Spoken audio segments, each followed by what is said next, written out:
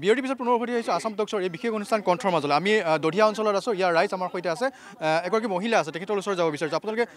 যুগ যুগ ধৰি এনেধৰণৰ সমস্যাৰ সন্মুখীন হৈ আছে। তাৰমানে আমাৰ দদিয়া লাইকাবাহীৰ কাৰণে আজি ইয়াত ক'বলগীয়া হৈছোঁ। মই বহুতো দুখত আছোঁ। এতিয়া আমি ঘৰ বাৰী নাই, মাটি বাৰী নাই, কুঁৱা বোৱা নাই, খেতি বাতি নাই, আৰু আলি পদূলি নাই, একো নাই। তাৰমানে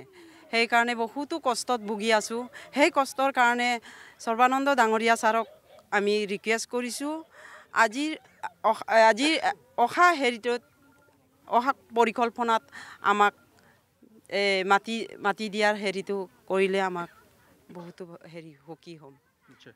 আপুনি কিয় ক'ব বিচাৰিব? ক'ব বিচাৰোঁ যে আমি ক'বলৈ গ'লে আমাৰ অসম চৰকাৰৰ কথা, ভাৰত চৰকাৰৰ কথা ক'বলৈ গ'লে আমি যিখিনি আমি দদিয়াত ভুক্তভোগী আছোঁ,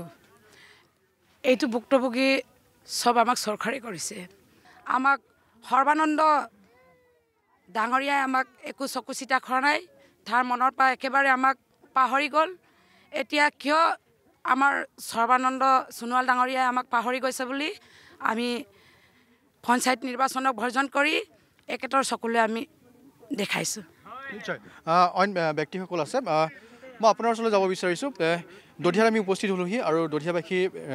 যি ক্ষোভ সেয়া আমি দেখিবলৈ পাইছোঁ। এই ক্ষোভ এনেদৰেই থাকিব নেকি? আমি 2006 চনত এক বৃহৎ সমূহ লাইকা দধিয়াবাসীয়ে এক আন্দোলন কৰা হৈছিলে, ডিব্ৰু চৈখোৱা আন্দোলন। ডিব্ৰু চৈখোৱা বচাওক আন্দোলনৰ মূল দুটাই দাবী আছিলে, ডিব্ৰু চৈখোৱাক সংৰক্ষণ কৰক আৰু লাইকা দধিয়াবাসীক পুনঃ সংস্থাপন কৰক। আচলতে এতিয়া লাইকা দধিয়া মিচিং জনগোষ্ঠীয় এই খিলঞ্জীয়া অসমীয়া লোকসকলৰ অধিকাৰৰ কথা, ইয়াক মানৱ অধিকাৰ খৰ্বৰ কথা কোৱা হৈছে। এইটো কথা আছে, তাতকৈ বেছি গুৰুত্বপূৰ্ণ হ'ব পাৰে যে এইটো কেৱল লাইকা দধিয়াবাসীৰ সমস্যা নহয়, এইটো অসমৰ সমস্যা নহয়, এইটো সমগ্ৰ ভাৰতৰ সমস্যা, গোটেই পৃথিৱীৰ সমস্যা। যিহেতু ডিব্ৰু চৈখোৱা ৰাষ্ট্ৰীয় উদ্যানৰ ভিতৰত থকা দুখন বনগাঁও লাইকা আৰু দধিয়া, আৰু ভাৰত ৰাষ্ট্ৰৰ এইটো এটা ৰাষ্ট্ৰীয় সমস্যা। এইটো ডিব্ৰু চৈখোৱা বায়'স্ফিয়াৰ ৰিজাৰ্ভৰ ভিতৰত থকা দুখন গাঁও লাইকা আৰু দধিয়া। বায়'স্ফিয়াৰ ৰিজাৰ্ভ হ'ল এটা ইণ্টাৰনেশ্যনেল ডিক্লাৰেশ্যন, এটা আন্তঃৰাষ্ট্ৰীয় স্বীকৃতি। আজিলৈকে কাজিৰঙাই পোৱা নাই যিটো স্বীকৃতি, সেই স্বীকৃতিটো ডিব্ৰু চৈখোৱাই পাইছে। অৰ্থাৎ ভাৰতৰ ৮মখন বায়'স্ফিয়াৰ ৰিজাৰ্ভ, আমাৰ উত্তৰ পূৰ্বাঞ্চলৰ ২য়খন বায়'স্ফিয়াৰ ৰিজাৰ্ভ এই ডিব্ৰু চৈখোৱা। গতিকে এই ডিব্ৰু চৈখোৱাক বচাবৰ কাৰণে অন্ততঃ ভাৰত চৰকাৰৰ কথা মই যদি নকওঁ, আমাৰ অসম চৰকাৰে এটা প্ৰচেষ্টা চলাব লাগিছিল। কিন্তু তিলকৈ এই ডিব্ৰু চৈখোৱাখন ধ্বংস হৈ গৈছে। তাৰ মূল কাৰণ হ'ল লাইকা দধিয়া সমস্যা। লাইকা দধিয়া মানুহখিনি মানৱ অধিকাৰ কি ধৰণে খৰ্ব কৰা হৈছে সকলোৱে জানেই। মই এটা মাত্ৰ উদাহৰণ দিব বিচাৰিছোঁ। 2005 চনত আলফা ধৰা নামত ইয়াতে সেনা অভিযান চলিছিলে। এমাহ দিন লাইকা দধিয়াবাসীক গৃহবন্দী কৰি ৰখা হৈছিলে। এমাহ দিন ইয়াৰ মানুহবিলাকক ক'লো বাহিৰলৈ ওলাব দিয়া হোৱা নাছিলে, বাহিৰৰ মানুহ ইয়াত সোমাব দিয়া হোৱা নাছিলে। গোটেই অসম জুৰি আন্দোলন হৈছিলে। অসমৰ ৰাইজে মনত আছে ডিব্ৰু চৈখোৱা যিটো সেনা অভিযান 2005 চনত ভয়াৱহ সেনা অভিযান, সেই ভয়াৱহ সেনা অভিযানটো আলফাৰ কাৰণে কিমান হৈছিলে সেইটো বেলেগ কথা, কিন্তু লাইকা দধিয়াবাসী মানুহক হত্যা কৰিব বিচৰা হৈছিলে। চূড়ান্তভাৱে নিৰ্মমভাৱে অত্যাচাৰ চলিছিলে। ইয়াৰ লাইকা দধিয়া মানুহবিলাকৰ মহিলাবিলাকে ঘৰৰ লেট্ৰিন পায়খানা কৰিবৰ কাৰণে যাব পৰা নাছিলে। তেওঁলোকে অৰণ্যৰ ভিতৰত পায়খানা কৰে। অৰণ্যৰ ভিতৰত যেতিয়া মহিলাবিলাকে পায়খানা কৰিব যায়, আৰ্মিবিলাকে বন্দুক লৈ সন্মুখত ৰৈ থাকে।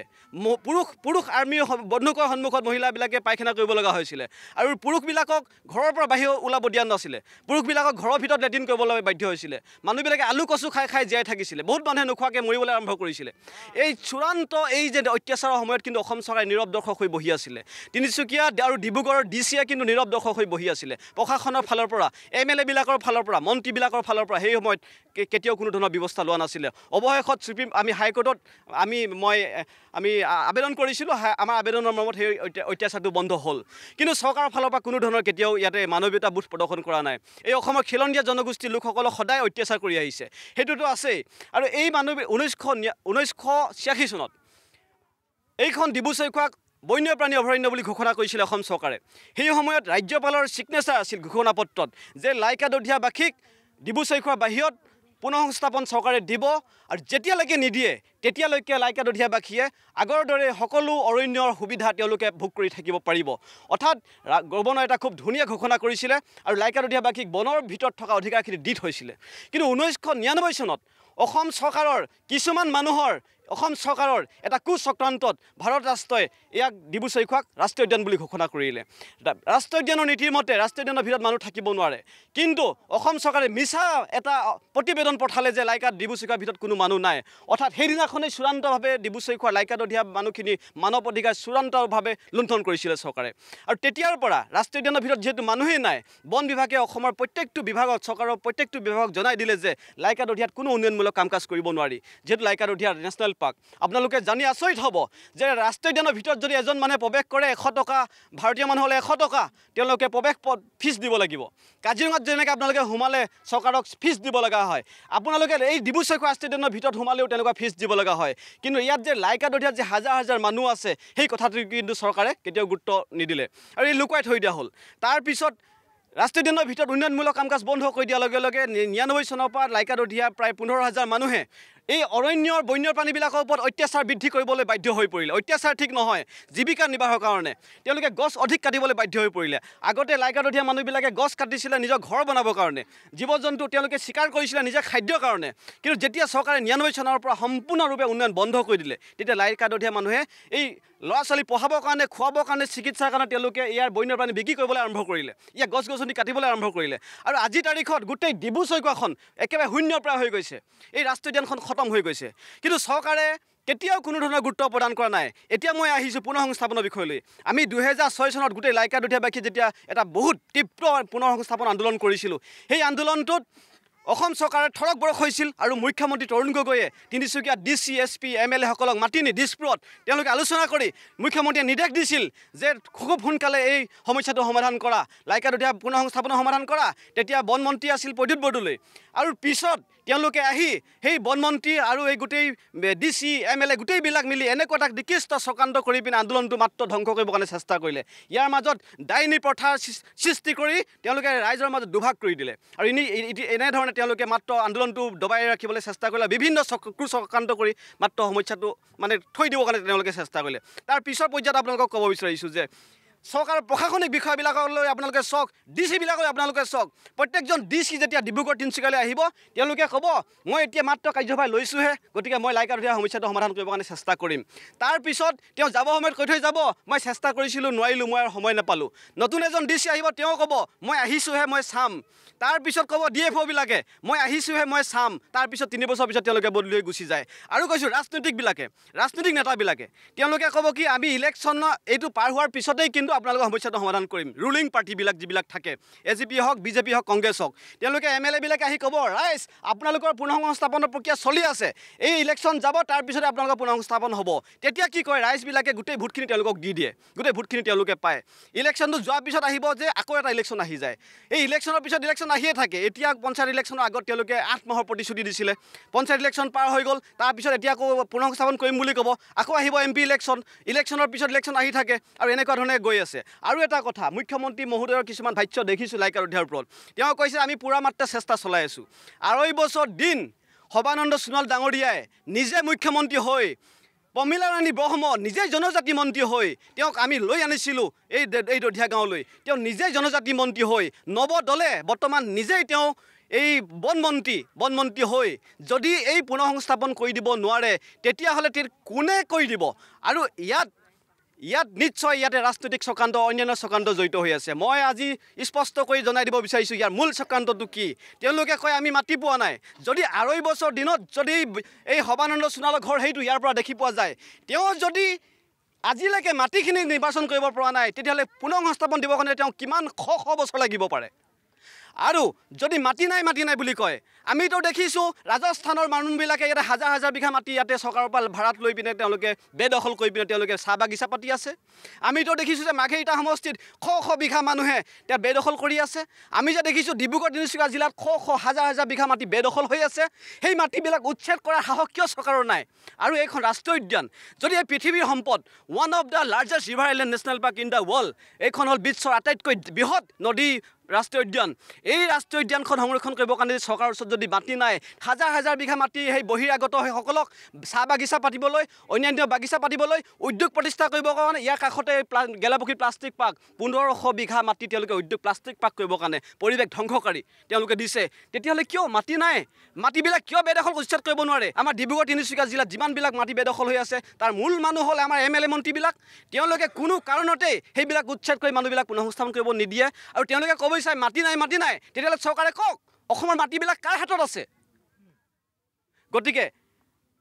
আমি জানো যে এই চৰকাৰবিলাকে কেতিয়াও লাইকা দধিয়াবাসীৰ সমস্যাটো সমাধানৰ কথা চিন্তা নকৰে তেওঁলোকে উপলব্ধি কৰিব নোৱাৰে বিশ্ববিখ্যাত ডিব্ৰু চৈখোৱাৰ কথা আজি এই লাইকা দধিয়াবাসীৰ হাতত ডিব্ৰু চৈখোৱা কাটি গছ ধ্বংস হৈ গ'ল কওক ৰাইজ হয় নহয় শুনিছে যেতিয়া বন মন্ত্ৰীয়ে মোক সুধিছিল প্ৰমিলাৰাণী বৰমাই সুধিছিল যে মই ডিব্ৰু চৈখোৱাত কোনোবাই গছ কাটিছে নেকি চাব বিচাৰিছোঁ মই ক'লোঁ বাইদেউ মোৰ লগত আহক মই ডিব্ৰু চৈখোৱাত আপোনাক গছ কটা দেখাই দিম মই যেতিয়া দধিয়ালৈ তেওঁলোকক লৈ আনি তেওঁলোকক দেখালোঁ যে এই মানুহসকলে গছ কাটি আছে ৰাষ্ট্ৰীয় উদ্যানৰ ভিতৰত আপুনি ব্যৱস্থা সোধক ৰাইজে ক'লে হয় আমি কাটিছোঁ এই ডিব্ৰু চৈখোৱাত এতিয়া আজি আপুনি দুখ আমি আজি এই দধিয়ালৈ আহোঁতে দেখি পালোঁ আমি অহা নাওখনত ব্ৰইলাৰ কুকুৰা আহিছে আমি অহা নাওখনত মাছৰ চালানী মাছ আহিছে মোৰ দেখি দুখ লাগিছে ৰাষ্ট্ৰীয় উদ্যানৰ ভিতৰত থকা গাঁওখনলৈ এতিয়া চালানী মাছ আনিব লগা হৈছে তাৰমানে মাছ নাই খতম ব্ৰইলাৰ কুকুৰা আনিব লগা হৈছে তাৰমানে মানুহে ইয়াতে কুকুৰা পালন কৰিবৰ কাৰণে সুবিধা নাই বানপানীয়ে চব লুটিয়াই লৈ গুচি যায় গতিকে আজি সৰ্বানন্দ সোণোৱাল ডাঙৰীয়া মুখ্যমন্ত্ৰী মহোদয় ডাঙৰীয়া আপোনাক মই হাতযোৰ কৰি সুধিছোঁ যে আপুনি কওক এই দধিয়া লাইকা মানুহখিনিয়ে কি খাই জীয়াই থাকে আপুনি ক'ব কি ধান খেতি কৰি জীয়াই থাকে ইয়াতে খেতি কৰিবলৈ মাটিয়ে নাই কেৱল বালি তেতিয়াহ'লে আপুনি কওক কি কৰি জীয়াই থাকিব আপুনি ক'ব মাছ মাৰি জীয়াই থাকে আৰু আপোনালোকৰ বন বিভাগে কয় ইয়াত দেৱৰাজ পেগুক হত্যা কৰিলে মাছ মাৰিলে হত্যা কৰে ইয়াৰ মানুহে মাছ মাৰিলে গুলীয়াই হত্যা কৰে খেতি কৰিবৰ কাৰণে ইয়াতে মাটি নাই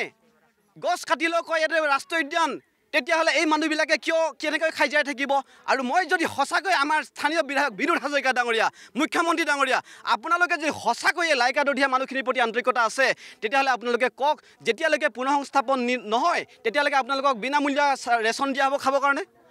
লাইকা দধিয়াবাসী মানুহক কিয় ৰেচন দি থকা নাই খাবৰ কাৰণে একোৱেই নাই তেওঁলোকে মাত্ৰ শুকান উৰিয়াম গছ ভেৰ গছকেইডাল কাটি খাব লগা হৈছে আপোনালোকে অন্ততঃ ৰেচনটো দিব পাৰে এই সৰু ল'ৰা ছোৱালীবিলাক খাবলৈ নাপায় শুকাই খিনাই গৈছে আপোনালোকে অন্ততঃ স্কুলৰ যিটো খৰচা সেই খৰচাটো আপোনালোকে দিব পাৰে এই যাতায়ত আপোনালোকে জানিব যে এই ঘাটবিলাকত এই টেণ্ডাৰ দি তেওঁলোকে ব্যৱস্থা কৰিছে লেচিবিলাকে দম দি মানুহবিলাকৰ পৰা পইচা উঠাই লয় অন্ততঃ আপোনালোক বিজেপি চৰকাৰখনে আমাৰ মৰমৰ আদৰণীয় আমাৰ সৰ্বানন্দ সোণোৱাল ডাঙৰীয়া আপুনি অন্ততঃ লাইকা দধিয়া এই মানুহখিনিক এই দুৰাৱস্থাটো চাই অন্ততঃ ঘাট ভাড়াটো ফ্ৰী কৰি দিয়ক বুট এখনৰ ব্যৱস্থা কৰক যাতে বিনা পইচাই ল'ৰা ছোৱালী স্কুললৈ অহা যোৱা কৰিব পাৰে ইয়াৰ পৰা 3 ঘণ্টা যাবলৈ লাগে 3 ঘণ্টা 6 ঘণ্টা লাগে অহা যোৱা কৰিবৰ কাৰণে স্কুললৈ ল'ৰা ছোৱালী তেওঁলোকৰ কাৰণে আপোনালোকে বুটৰ এখন ব্যৱস্থা কৰি দিব পৰা নাই ভাত খাবৰ কাৰণে ভাতকেইটা ব্যৱস্থা কৰি দিব পৰা নাই তেতিয়াহ'লে কেনেকৈ আমি মানি ল'ম যে আপোনালোকে এই মানুহখিনিক আপোনালোকে ভাল পায় মাত্ৰ আপোনালোকৰ দলীয় মানুহবিলাকক আপোনালোকৰ অঙহী মানুহবিলাকক সংস্থাপন দিবৰ কাৰণে আপোনালোকে চেষ্টা কৰি আছে আমি দেখিছোঁ যে কোটি টকা আপোনালোকে লুণ্ঠন কৰি আছে যেনেকৈ কয়লা চয়লাবিলাকৰ পৰা কিন্তু আপোনালোকৰ অকণমানো কিবা দৰত আছে নেকি চৰকাৰখনৰ আছে নেকি যে ৰাষ্ট্ৰীয় উদ্যানখন সংৰক্ষণ কৰিব লাগে আমি যোৱা 20 বছৰ দিন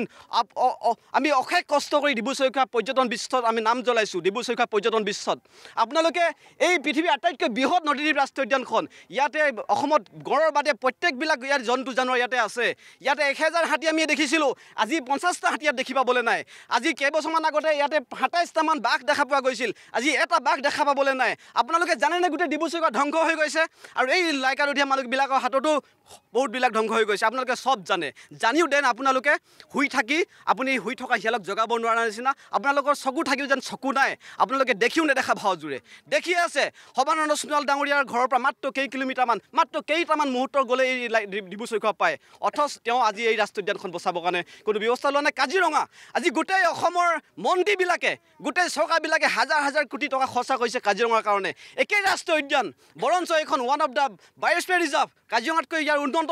কিয় ডিব্ৰু চৈখোৱা ৰাষ্ট্ৰীয় উদ্যানক বচাবৰ কাৰণে চৰকাৰে অকণমানো টকা খৰচ কৰিব নোৱাৰে কিয় ক'ত মাটিৰ অভাৱ হৈছে যদি বহিৰাগতক হাজাৰ হাজাৰ বিঘা মাটি বাগান পাতিবৰ কাৰণে ভাড়াত দিব পাৰিছে চৰকাৰে যদি মানুহবিলাকে শ শ বিঘা মাটি বেদখল কৰি থাকিবৰ কাৰণে দিব পাৰিছে আজি আপুনি ডুমডুমাৰ ডিভিজনত চাওক তাতে গোটেই অৰণ্যবিলাক বেদখল হৈ গৈছে আজি আপুনি ডিগবৈ ফৰেষ্ট ডিভিজনত যাওক গোটেই অৰণ্যবিলাক বেদখল হৈ গৈছে কিয় তেতিয়াহ'লে থলুৱা মানুহবিলাকক এই মানুহবিলাকৰ কাৰণে মাটি সংৰক্ষণ কৰিব নোৱাৰে গতিকে আমি অসমৰ জনসাধাৰণক একমাত্ৰ ভৰসা হ'ল AGP BJP কংগ্ৰেছ এইবিলাকৰ ওপৰত কোনো ভৰসা নাই অসমৰ জনসাধাৰণ আপোনালোক সকলোৱে ওলাই আহক পৃথিৱীৰ গৌৰৱ ভাৰতৰ গৌৰৱ অসমৰ গৌৰৱ এই ডিব্ৰু চৈখোৱা বিশ্বৰ সৰ্ববৃহৎ নদী মহাসংগম এই ডিব্ৰু চৈখোৱাতে গতিকে এই ডিব্ৰু চৈখোৱাক বচাবৰ কাৰণে এই মিচিং খিলঞ্জীয়া জনগোষ্ঠীৰ লোকসকলক বচাবৰ কাৰণে সমূহ ৰাইজে পদক্ষেপ ল'বলৈ মই আপোনালোকৰ জৰিয়তে অনুৰোধ জনাইছোঁ ধন্যবাদ মই এইখিনিতে যাব বিচাৰিছোঁ অন্যান্য নেতৃবৰ্গ আছে তেখেতসকলৰ ওচৰলৈ যাব বিচাৰিছোঁ খিলঞ্জীয়া জনগোষ্ঠীৰ লোকসকলক এই খিলঞ্জীয়া লোকসকলক এই চৰকাৰখনে কৈছিলে যে আমি খিলঞ্জীয়াৰ হকে কথা ক'ম খিলঞ্জীয়াৰ স্বাৰ্থত কাম কৰিম কিন্তু ইয়াত এখন বিপৰীত ছবি দেখিবলৈ পোৱা গৈছে তো এইখন চৰকাৰে খিলঞ্জীয়াৰ কথা কৈছিলে জাতি বেটীৰ মাটিৰ কথা কৈছিলে কিন্তু যি দেখিছোঁ আজি কিন্তু জাতি বেটীৰ মাটিৰ কাম একো কৰা নাই কাৰণ ইয়াতে দেখা পৰিছে যে এতিয়া যিটো সংশোধনী চৰকাৰ সংশোধনী বিধেয়কৰ কথা আলোচনা হৈ আছে যে আমি ভাবোঁ যদি সিহঁতে ৰাজনৈতিক হিচাপে কাম কৰিব বিচাৰে তেনেহ'লে আপোনালোকে সেই অসমত বসবাস কৰি থকা জনগোষ্ঠী যিসকল জনগোষ্ঠী আছে সেইসকলৰ কথা চিন্তা কৰক যদি আপোনালোকে এখেতলোকৰ কথা চিন্তা কৰে তেনেহ'লে